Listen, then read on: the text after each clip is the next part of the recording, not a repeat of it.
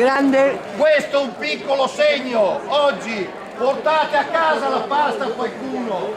Tutti quanti avrete una zia, un nonno che vive con una pensione minima. Signora, prego. Lui si è messo in testa proprio svelto di non camminare. Faccio, lo tengo così. Ok, anche andiamo. Eccoci con Caterina Pinelli, candidata per Fratelli d'Italia alle amministrative alle comunali di Portogruaro. Ci inquadriamo il campanile come segno del luogo in cui ci troviamo. Le faccio una domanda secca: che possibilità avete di andare al ballottaggio o di vincere? Gli ultimi sondaggi, quelli di lunedì, ci danno in vantaggio rispetto al resto della coalizione del centrodestra. Subito dopo di noi la senatore, ma con il 2% di differenza, e se al ballottaggio si riunisce il centrodestra la vittoria è sicura. Quindi chiedo a tutto il centrodestra di andare a votare, di sostenere, di cambiare, cercare di cambiare l'amministrazione, che si può cambiare solo col voto. Allora, stando a quello che ci comunica Volevo lei... precisare un'altra cosa. Sì. Noi ci consideriamo l'unico partito che rappresenta la destra a Portogruaro. Siamo un partito identitario e ci presentiamo con un simbolo, che è quello della destra.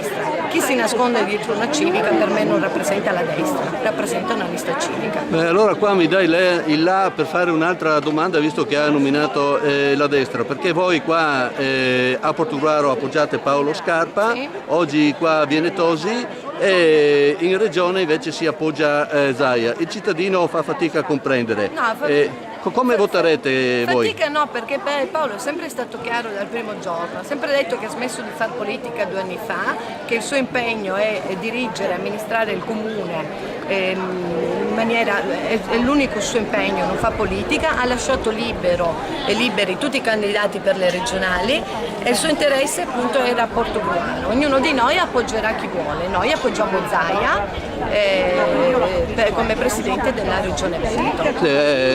È questo appunto dove volevo arrivare, perché il pensiero di Paolo Scarpa, lo sappiamo, è sempre stato preciso, chiaro su questo punto. Quello che non sappiamo o non sapevamo era se i Fratelli d'Italia di Portogruaro in regione seguiranno quello che seguono qua, insomma. In che senso? Sì, tutti quanti appoggiamo Zaia.